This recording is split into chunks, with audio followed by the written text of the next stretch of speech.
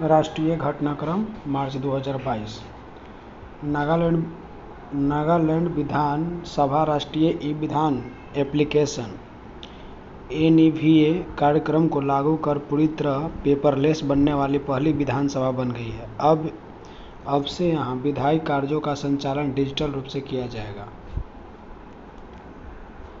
पश्चिम बंगाल के pro Shripati to do ने भारत में पहली बार संविधान का ओल चिकी लिपि में अनुवाद किया। इसके माध्यम से संथाली भाषा जानने वाले लोगों की संविधान तक पहुंच सुनिश्चित होगी।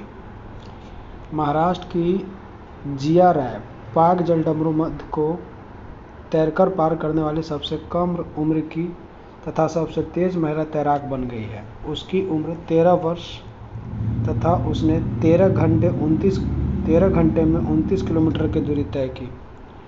राष्ट्रीय वन्यजीव बोर्ड की अस्थायी समिति ने 5 अक्टूबर को राष्ट्रीय डॉल्फिन दिवस के रूप में मनाने की घोषणा की है। 23 मार्च से 3 अप्रैल तक संस्कृति मंत्रालय द्वारा नई दिल्ली में लाल किला महोत्सव भारत भाग विधाता का आयोजन किया गया। इसके तहत भारत के विरासत, कला, संस्कृति आदि से संबंधित कार्यक्रम आयोजित किए जाएंगे। हिमाचल प्रदेश तथा केंद्रीय युवा और खेल मंत्रालय द्वारा शिमला में भारत का पहला साई राष्ट्रीय उत्कृष्टता केंद्र स्थापित किया जाएगा। यह केंद्र बाईसाइकिल, मोटोक्रॉस तथा माउंटेन टेरेन बाइकिंग के एथलीटों को प्रशिक्षित करेगा। केंद्रीय पर्यावरण मंत्री तथा केंद्रीय जल शक्ति मंत्रालय ने संयुक्त रूप से 13 प्रमुख नदियों को कायाकल्प पर विस्तृत परियोजना रिपोर्ट जारी की है। 29 मार्च 2022 को प्रधानमंत्री नरेंद्र मोदी ने कोलकाता के विक्टोरिया मेमोरियल हॉल में बिप्लोबी भारत गैलरी का उद्घाटन किया। यह गैलरी स्वतंत्रता की लड़ाई में शामिल क्रांतिकारियों का ब्रिटिश शासन के प्रति उनके विरोध को प्रदर्शित करती है। प्रधानमंत्री नरेंद्र मोदी ने गुजरात के गांधीनगर में राष्ट्रीय रक्षा विश्वविद्यालय भवन का उद्घाटन किया। ग्रामीण विकास मंत्रालय ने जेंडर संवाद के तीसरे संस्करण का आयोजन किया। इसका आयोजन दीनदयाल अंत्योदय योजना राष्ट्रीय ग्रामीण आजीविका मिशन के तहत किया गया। दिल्ली सरकार ने शहरी खेती के लिए मेगा अभियान शुरू करने की घोषणा की है। इसके तहत लोगों को घर में ही सब्जी उगाने के लिए प्रोत्साहित किया जाएगा। सरकार इसके लिए गोलमेज सम्मेलन का भी आयोजन करेगी। Skoch station of governance ranking 2021 Skoch group द्वारा राज्य के विभिन्न राज्यों में उनके प्रदर्शन के अनुसार जारी। प्रथम स्थान आंध्र प्रदेश, दूसरा पश्चिम बंगाल। वोमेन नेटवर्क महिला कार्यक्रम कर्नाटक सरकार द्वारा शुरू किया गया है। उद्देश्य 2026 तक 5 लाख शिक्षित महिलाओं को आवश्यक रोजगार प्रदान करना। आईआईटी हैदराबाद ने व्यावसायिक उपयोग के लिए जीवन लाइट नामक स्मार्ट वेंटिलेटर विकसित किया है। इसे स्मार्टफोन ऐप की मदद से कंट्रोल किया जा सकता है। केंद्रीय नागरिक उड्डयन मंत्री तथा मध्य प्रदेश सरकार ने ग्वालियर में राज्य के पहले ड्रोन स्कूल का उद्घाटन किया। मध्य प्रदेश में इसके अतिरिक्त 4 अन्य ड्रोन स्कूल खोले जाएंगे। ध्यान रखेंगे, पहला ड्रोन मेला ग्वालियर, पहला ड्रोन शो लखनऊ, पहला ड्रोन तकनीकी विकसित आईआईटी गुवाहाटी। महाराष्ट्र सरकार ने पुणे में भारत का पहला मेडिकल सिटी स्थापित करने की घोषणा की है। इस शहर का नाम इंद्रायणी मेडिसिटी रखा जाएगा। इस शहर में 24 अलग अलग अस्पताल स्थापित किए जाएंगे। भारतीय रेलवे ने पहला गति शक्ति multi modal cargo terminal Asansol division में थापरनगर, झारखंड में शुरू किया है। यह प्रधानमंत्री द्वारा शुरू किए गए गति शक्ति योजना के अनुरूप है। यह रेलवे का सबसे अधिक ऊर्जा कुशल साधन है। बजट 2023-22 में 100 मल्टी मॉडल कार्गो टर्मिनल खोलने की घोषणा की गई थी। हरियाणा के गुरुग्राम में भारत का पहला विश्व शांति केंद्र स्थापित किया जाएगा। इस केंद्र में प्राचीन और आधुनिक ज्ञान के समन्वय से शिक्षा कार्यक्रम को बढ़ावा दिया जाएगा। बिहार सरकार ने घोषणा की है कि राज्य के लोगों को मानचित्र सहित भूमि संबंधी डिजिटल दस्तावेजों को घर घर पहुंचाएगी। ऐसा करने वाला बिहार देश का पहला राज्य होगा। तमिलनाडु प्रोडक्ट्स लिमिटेड (टीपीएल) भारतीय मानक ब्यूरो प्रमाण प्राप्त करने वाली दुनिया की पहली lab linear algae benzene company बन गई है। इससे भारत में रसायन उद्योग को मजबूती मिलेगी।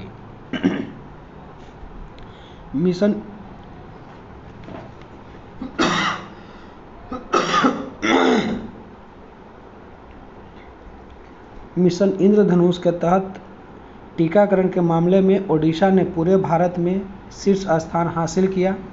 ओडिशा ने इस मिशन के तहत 90.5 कवरेज प्राप्त किया है। भारतीय विज्ञान संस्था बेंगलुरु द्वारा भारत का पहला artificial intelligence (AI) robotics technology park Bengaluru, Karnataka में लॉन्च किया गया। इसका उद्देश्य AI के माध्यम से भारत में इनोवेशन को बढ़ावा देना है। भारत का मुंबई शहर 2050 तक शून्य कार्बन उत्सर्जन का लक्ष्य निर्धारित करने वाला दक्षिण एशियाई का पहला शहर बन गया है। भारत का अब तक का सबसे लंबा जहाज MV राम प्रसाद बिस्मिल्ला पश्चिम बंगाल के हल्दिया के श्यामा प्रसाद मुखर्जी बंदरगाह से गुवाहाटी के पांडु बंदरगाह पर पहुंचा। इस जहाज की लंबाई 90 फीट तथा चौड़ाई 26 मीटर है।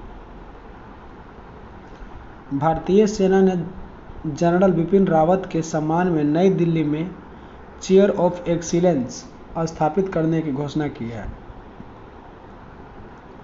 वित्त वर्ष 2020-21 में Mahanadi coalfield limited 157 million tonne कोयला उत्पादन कर भारत की सबसे बड़ी कोयला उत्पादक कंपनी बन गई है। केंद्रीय सड़क परिवहन मंत्री नितिन गडकरी ने भारत की पहली हरित हाइड्रोजन ईंधन सेल इलेक्ट्रॉनिक वाहन टोयोटा मिराई को लॉन्च किया। इसका उद्देश्य देश में कार्बन मुक्त बनाने में मदद करना। चयनित स्थानों पर कार्बन न्यूट्रल कृषि का शुरू करने वाला केरल भारत का पहला राज्य होगा। इसके पहले चरण में 13 फार्मों में कार्बन न्यूट्रल खेती की जाएगी। केरल सरकार ने बजट 2022-23 में इसके लिए 6 करोड़ रुपये आवंटित किए हैं।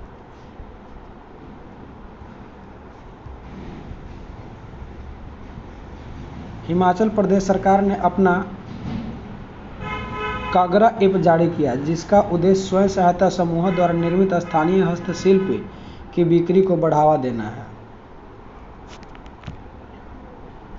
केंद्र सरकार द्वारा मत्स्य सेतु ऐप जारी किया गया। इसके जरिए मछुआरों को जलीय कृषि प्रौद्योगिकी की जानकारी दी जाएगी।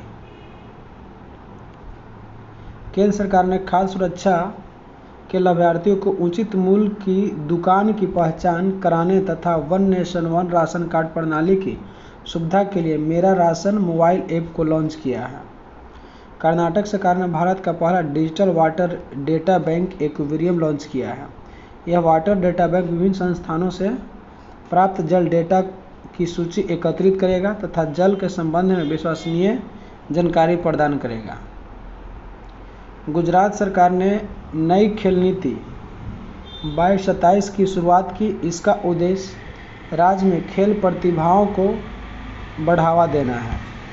जारी रिपोर्ट के अनुसार केरल राज्य में देश में सबसे कम मातृ मृत्यु अनुपात 30 प्रति लाख दर्ज किया गया। यह अनुपात 103 प्रति lakh simple registration system SRS के अनुसार है। सागर परिक्रमा आज़ादी के अमृत महोत्सव के तहत 15 मार्च को गुजरात के श्यामजी कृष्ण वर्मा स्मारक से शुरू, 6 मार्च को पोरबंदर में समाप्त।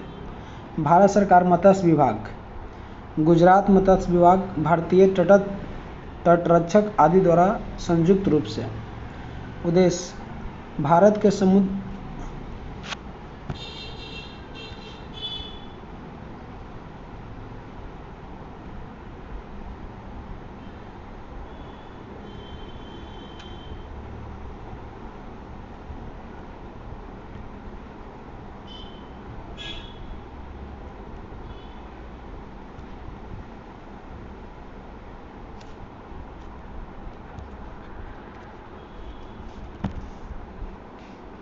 उद्देश्य भारत के समुद्री तटीय राज्यों के मछुआरा समुदाय को एकजुट करना तथा मत्स्य उत्पादन या अन्य समुद्री खाद्य निर्यात को बढ़ावा देना है। सड़कों पर घूमने वाले जानवरों के इलाज के लिए चेन्नई, तमिलनाडु में भारत की पहली मोबाइल एम्बुलेंस की शुरुआत की गई। भारतीय रेलवे ने रेल को दुर्घटनाओं से बचाने के लिए कवच नामक सुरक्षा प्रणाली विकसित की है। यह तकनीक किसी भी दुर्घटना से पहले ही ट्रेन को रोक देगी। डोनेट ए पेंशन कार्यक्रम श्रम मंत्रालय द्वारा प्रधानमंत्री श्रम योगी मानधन योजना के तहत शुरू किया गया। उद्देश्य इसके तहत कोई भी व्यक्ति अपने यहाँ काम करने वाले कामगारों को प्रीमियम योगदान को दान कर सकता है। तेलंगाना के हैदराबाद में 100% महिला स्वामित्व वाला भारत का पहला औद्योगिक पार्क खोला गया। यह पार्क फिक्की महिला संगठन द्वारा तेलंगाना सरकार के सहयोग से स्थापित किया गया। राज्य सरकार महिला उद्यमियों को 10% अतिरिक्त सब्सिडी देगी। राष्ट्रपति रामनाथ कोविंद ने आयुर्वेदिक पौधे के महत्व तथा मानव स्वास्थ्य पर उसके सकारात्मक प्रभाव को बढ़ावा देने के उद्देश्य से नई दिल्ली में आरोग्य वनम का उद्घाटन किया। आरोग्य वनम में 215 आयुर्वेदिक पौधे शामिल हैं। महाशिवरात्रि के अवसर पर मध्य प्रदेश के उज्जैन में 11.71 लाख मिट्टी के दिए जलाए गए, जो गिनीज वर्ल्ड रिकॉर्ड में शामिल हुआ। संस्कृत मंत्रालय तथा कपड़ा मंत्रालय ने भारतीय हस्तशिल्प तथा कला और संस्कृति को प्रोत्साहित करने के लिए झरोखा कार्यक्रम का आयोजन किया। यह कार्यक्रम 13 राज्यों के 16 स्थानों पर आयोजित किया जाएगा। इसका पहला आयोजन भोपाल, एमपी में किया गया। तमिलनाडु के थूथुकुडी में भारत के सबसे बड़े तैरते सौर ऊर्जा का उद्घाटन किया गया। यह संयंत्र लगभग 42 मिलियन यूनिट बिजली उत्पन्न कर सकता है। संयंत्र का निर्माण southern petrochemical industry corporation limited (SPIC) द्वारा किया गया है। बिहार के बोधगया में भगवान बुद्ध की विश्व की सबसे लंबी मूर्ति श्यान मुद्रा का निर्माण किया जा रहा है। यह मूर्ति 30 फीट ऊंची तथा 100 फीट लंबी है। मूर्तिकार मिंटू पॉल है। बॉम्बे सब अर्बन इलेक्ट्रिक सप्लाई (BSES) ने नई दिल्ली में भारत का पहला smart manage EV charging station स्थापित किया है। यह स्टेशन एक ही समय पर 5 इलेक्ट्रिक वाहनों को चार्ज कर सकता है। प्रधानमंत्री नरेंद्र मोदी ने पुणे, महाराष्ट्र में छत्रपति शिवाजी महाराज की मूर्ति का अनावरण किया है। यह मूर्ति 9.5 फीट ऊंची है तथा यह गन मेटल से बनाई गई है। दिल्ली की सरकार ने बच्चों के शारीरिक और मानसिक स्वास्थ्य की जांच के लिए स्कूल हेल्थ क्लिनिक की शुरुआत की है। केंद्रीय गृह मंत्री अमित शाह ने त्रिपुरा में महिलाओं को सरकारी नौकरियों में 33% आरक्षण देने की घोषणा की है। केंद्र सरकार ने परंपरागत चिकित्सक पद्धति को बढ़ावा देने के लिए विश्व स्वास्थ्य संगठन WHO का वैश्विक केंद्र गुजरात के जामनगर में खोलने की मंजूरी दी है। यह आयुष मंत्रालय के तहत स्थापित किया जाएगा।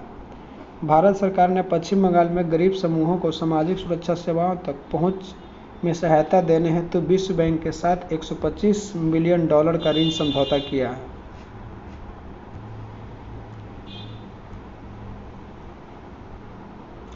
केरल हाई कोर्ट ने पहली बार अंतर्राष्ट्रीय महिला दिवस के अवसर पर महिला न्यायाधीश की पूर्ण पीठ का गठन किया है। यह पीठ राज्य द्वारा दायर याचिका की सुनवाई करेगी। माइक्रोसॉफ्ट कंपनी ने तेलंगाना के हैदराबाद में अपना सबसे बड़ा डेटा केंद्र स्थापित करने की घोषणा किया है। रिलायंस इंडस्ट्रीज लिमिटेड ने मुंबई में भारत का सबसे बड़ा व्यापार और संस्कृति केंद्र स्थापित किया जिसे जियो वर्ल्ड सेंटर नाम दिया गया है। यह एक बहुआयामी गंतव्य होगा जहां अपार्टमेंट, रेस्तरां, कैफे, कार्यालय, दुकानें, संस्कृति केंद्र आदि कई सुविधाएं होगी। सिप्री द्वारा जारी रिपोर्ट के अनुसार भारत और सऊदी अरब क्रमशः दुनिया के सबसे बड़े हथियार आयात देश बन गए हैं, वहीं यूएस दुनिया के सबसे बड़ा हथियार निर्यातक देश है, जबकि वैश्विक निर्यातक में भारत का स्थान 23वां है। अमेरिकी राष्ट्रपति जो बाइडेन ने कोलंबिया को गैर नाटो सहयोगी देश के रूप में नामित किया है। गैर नाटो सहयोगी देश नाटो के समान सुरक्षा के हकदार नहीं होते, बल्कि इन्हें कुछ क्षेत्रों में ही लाभ प्राप्त होता है। मेडागास्कर में भारतीय राजदूत ने आज़ादी के अमृत महोत्सव के तहत Mahatma Gandhi green triangle park का उद्घाटन किया है। मेडागास्कर में ग्रीन ट्रायंगल पार्क का उद्घाटन किया है। 14वां भारत जापान वार्षिक शिखर सम्मेलन का आयोजन नई दिल्ली में किया गया। कोविड महामारी के कारण 2020 तथा 2021 में यह सम्मेलन आयोजित नहीं किया गया था। संयुक्त राष्ट्र ने 15 मार्च को इस्लामोफोबिया का मुकाबला करने के लिए अंतर्राष्ट्रीय दिवस घोषित किया है। Financial action task force FATF ने यूएई के ग्रे लिस्ट में शामिल किया है। यूएई द्वारा आतंकवादियों को संपत्ति छुपाने से रोकने के लिए कोई ठोस कदम नहीं उठाने के कारण उसे ग्रे लिस्ट में शामिल किया गया। वर्तमान में पाकिस्तान भी ग्रे लिस्ट में शामिल है। FATF का गठन 1989 में मुख्यालय पेरिस में है। उद्देश्य मनी लॉन्ड्रिंग, आतंकवादी फंडिंग आदि को रोकना है। अमेरिका सहित कई यूरोपीय देशों ने रूस पर आर्थिक प्रतिबंध लागू किया। साथ ही IOC के रूप में राष्ट्रपति से शीर्ष ओलंपिक सम्मान वापस ले लिया। अमेरिका ने रूस से तेल व गैस आयात पर भी प्रतिबंध लगा दिया है। भारत के पर्यावरणविद आरुषि वर्मा को 2041 जलवायु बल्ब अंटार्कटिका अभियान के लिए भारत का प्रतिनिधित्व करने के लिए चुना गया है। इस अभियान का उद्देश्य जलवायु परिवर्तन का मुकाबला करना तथा अंटार्कटिका के संरक्षण के लिए जागरूकता बढ़ाना है। Global home price index 2021 Knight Frank संस्था द्वारा जारी। प्रथम स्थान तुर्की, भारत का स्थान 51। विश्व बैंक ने अफ्रीका के ब्लैक राइनो को लुप्तप्राय प्रजाति के संरक्षण के लिए पहला वन्यजीव संरक्षण बॉन्ड जारी किया है। यह 5 साल की अवधि के लिए $150 मिलियन का बॉन्ड है। 21 मार्च 2022 को भारत और ऑस्ट्रेलिया के बीच द्विपक्षीय शिखर सम्मेलन का आयोजन किया गया। इस दौरान ऑस्ट्रेलिया ने भारत में 1500 करोड़ का निवेश करने की घोषणा किया है। केंद्रीय स्वास्थ्य मंत्री मनसुख मंडाविया ने ब्रिक्स टीका एवं अनुसंधान एवं विकास केंद्र का शुभारंभ किया है। इसे स्थापित करने प्रस्ताव दक्षिण अफ्रीका ने जोहान्सबर्ग घोषणा 2018 में रखा है। हाल ही में उत्तर कोरिया ने होनसांग 17 बैलिस्टिक मिसाइल का परीक्षण किया। इस मिसाइल को मोनस्टर मिसाइल नाम दिया गया है। हाल ही में DRDO ने अंडमान निकोबार से सतह पर मार करने वाली सुपरसोनिक क्रूज मिसाइल ब्रह्मोस का परीक्षण किया है। यूक्रेन रूस युद्ध के दौरान यूक्रेन के ज़ेपोरोजिया परमाणु संयंत्र में आग लगने की घटना हुई। यह यूरोप का सबसे बड़ा परमाणु संयंत्र है, जो देश के बिजली उत्पादन का 25% उत्पादित करता है। जर्मनी और सिंगापुर ने भारत में जल संरक्षण के लिए नेट जीरो वाटर इंफ्रास्ट्रक्चर बनाने का निर्णय लिया। जर्मनी और सिंगापुर की कंपनियां भारत में कम पानी खपत करने वाले तथा पानी से कार्बन निकालने वाले वाटर इंफ्रास्ट्रक्चर निर्माण करेगी।